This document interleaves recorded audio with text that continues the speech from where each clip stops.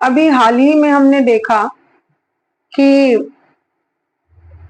एक भारत देश की बेटी के साथ बर्बरतापूर्ण घटना, अप्रिय घटना घटी, जिसका जिम्मेदार समाज होगा, सरकार होगी या कौन होगा ये नहीं कह सकते।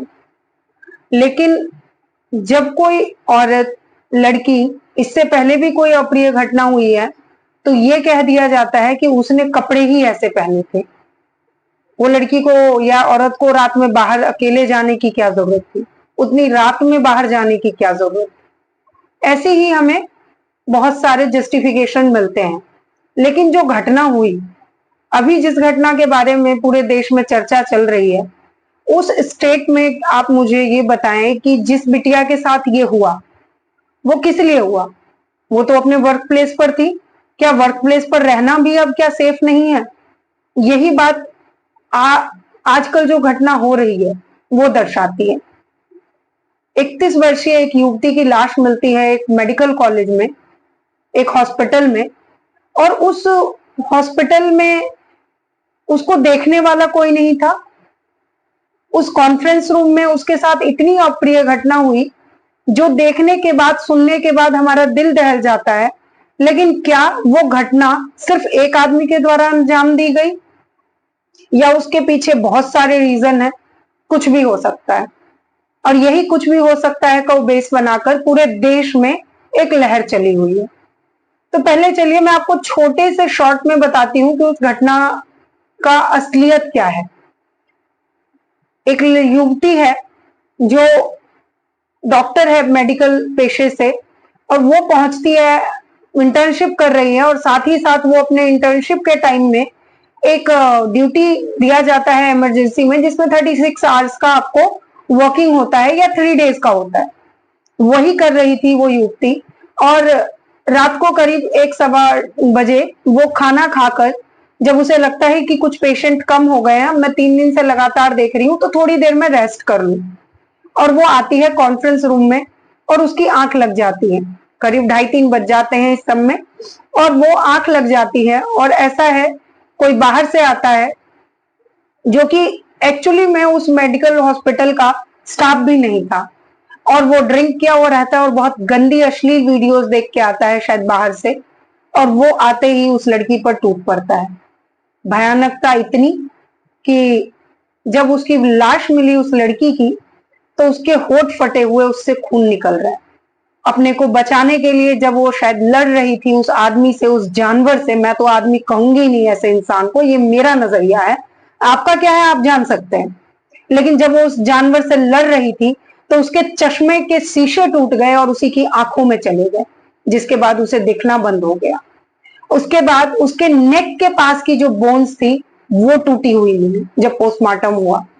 उसके शरीर पर एक कपड़ा नहीं था, और उसके दोनों पैर को बिल्कुल ऐसे फाड़ दिया गया था, जिससे पेल्विस बोन भी ब्रेक हुई है, और उसके प्राइवेट पार्ट से ब्लड निकल रहा था। क्या इतनी बर्बरता काफी नहीं है किसी को जानवर दिखाने के लिए? क्या इतना बुरा था अपने वर्क प्लेस पर जाकर काम करना? क्या उस टाइम भी उस लड़की ने कुछ गलत कपड़े पहने थे? नहीं। लेकिन रीजन क्या है? समाज में महिलाओं को लेकर एक ही सोच है कि इसी की गलती रही होगी। अभी भी यह घटना होने के बाद जिस इंसान ने उसके साथ ये घटना की, वो अपने आप को उस स्टेट का पुलिस वाला होने का दावा करता है, जबकि वो पुलिस वाला है नहीं।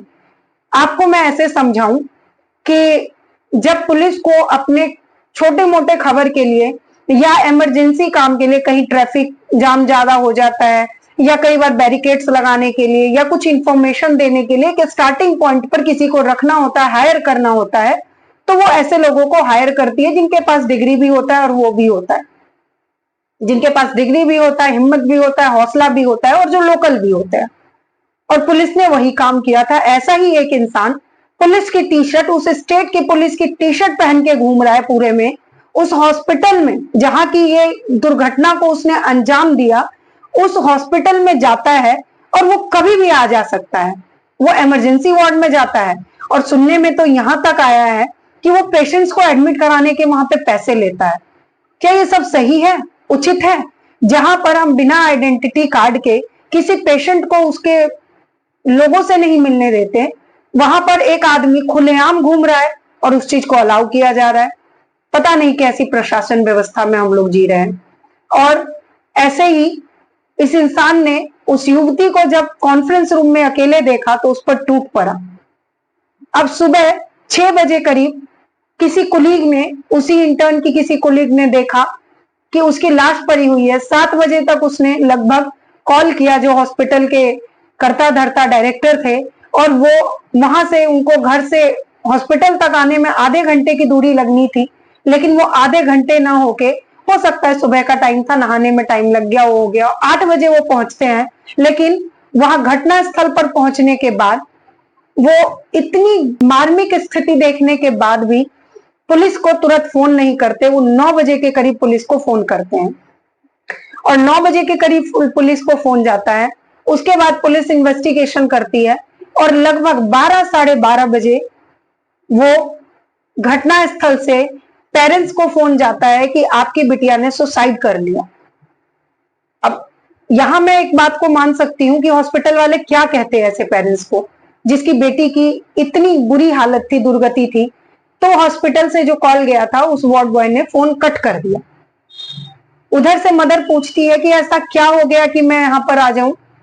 तो जब उसे ये पता चलता है कि मेरी बिटिया ने सुसाइड किया है, वो बेतहाशा दोनों लोग, मदर फादर, भागते हैं, लेकिन उनको उनकी बिटिया का आखिरी दर्शन कराने के लिए भी कोई तैयार नहीं होता। और वो 3 से 4 बजे तक रो के परेशान होके 3-4 घंटे परेशान होते हैं। और जब बहुत ज्यादा रिक्वेस्ट करते हैं और हॉस्पिटल स्टाफ को और पुलिस को ये लगता है कि नहीं, अब ये नहीं मानने वाले, तब लास्ट में वो उसकी बिटिया के उनको दर्शन कराती है। और जब वो बिटिया को देखते हैं कि उसके शरीर पर कपड़े नहीं थे, एक छोटा सा ऊपर में एक टुकड़ा था, उसकी होठ फटे हुए थे, उसमें से खून निकल रहा था, उसकी आंखों से खून निकल रहा था, उसके वेजाइना से खून निकल रहा था, और साथ में कई इंजरीज थी। तो वो सीधे देखते ही माँ के मुंह से चीख निकलती है, और वो कहती है मेरी बेटी ने आत्महत्या नहीं की है, मेरी बेटी को मारा गया है। और मेरी बेटी के साथ क्या दुष्कर्म हुआ है, ये देख के कोई भी बता सकता है। तब तक ये बात मीडिया में नहीं पहुंची थी। और ये सब होते हुए पोस्टमार्टम भी, जहां कहा जाता है कि रूल के हिसाब से पोस्टमार्टम वहां होना चाहिए जो घटना स्थल से अपोजिट हो, लेकिन उसी हॉस्पिटल में पोस्टमार्टम कराया गया जहां पर कि ये दुर्घटना घटी। क्या ये उचित है? यही सारे सवाल हैं। और इसमें क्या क्या लूप पॉइंट्स रहे, है ना, इसमें क्या क्या कमजोरियां रही, इस पर भी एक बार मैंने रिसर्च करने की कोशिश की है। कल मैं आप सभी के साथ इसके बारे में बात करूंगी। लेकिन आज की कहानी एक ऐसी बेटी की कहानी रही जिसमें वो अपने घटना स्थल पर या कार्य स्थल पर, मैं क्या बोलूं, घटना स्थल बोलूं या कार्य स्थल, ये आप ही डिसाइड कीजिए, वहां पर वो जाती है अपने भविष्य को बनाने के लिए। और उसको क्या पता था कि वही जगह काल का ग्रास बन जाएगा उसके लिए, और उसके बाद वो कभी भी दुनिया को देख ही नहीं पाएगी। एक गरीब घर की बेटी जब निकलती है घर से, तो ये सोच के निकलती है कि मैं कुछ ऐसा करूंगी जिससे मेरे माँ पापा का नाम रोशन होगा। लेकिन यहाँ उस स्थान ने, उस प्लेस ने उसकी जिंदगी छीन ली।